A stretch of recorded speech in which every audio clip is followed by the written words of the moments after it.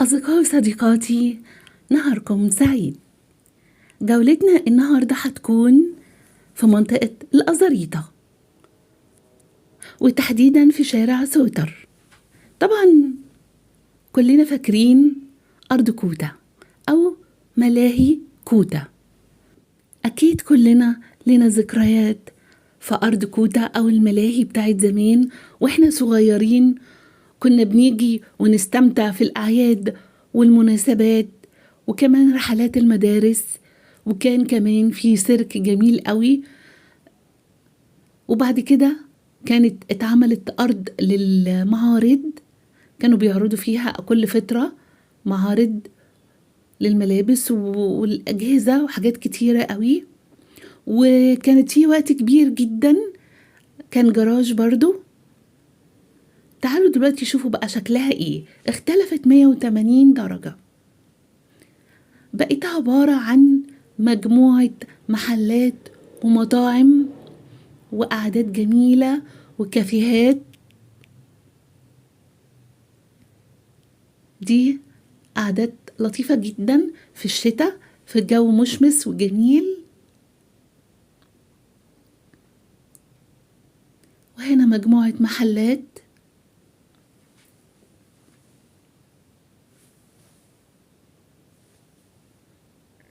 يمكن معظم محلات اسكندرية للأكل فتحت في المكان هنا. أولهم صابر، وهنا قعدات لطيفة جدا. على فكرة معظم رواد المكان هنا معظمهم من طلبة جامعة اسكندرية، لأن المكان قريب قوي من جامعة اسكندرية وكمان مكتبة اسكندرية. ومش الطلبة بس، وهتلاقيهم كمان من معظم الأعمار بيجوا بيستمتعوا بالجو الحلو، لأن كمان المكان قريب من البحر، وفي مطاعم كتيرة أوي ومتنوعة. وكمان هيعملوا قعدات من فوق على البحر، تشوف البحر، لكن لسه قائمة، يعني هم شغالين فيها.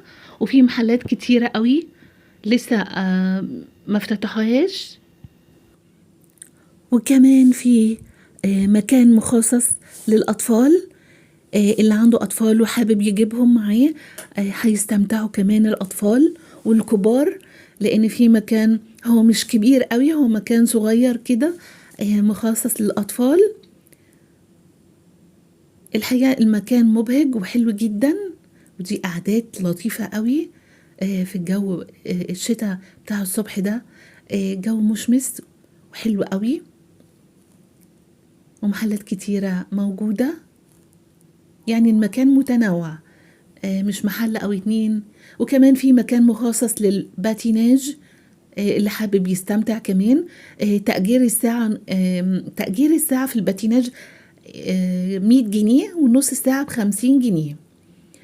وأتمنى أن انتوا تيجوا وتستمتعوا بالمكان، وإلى اللقاء في حلقة جديدة.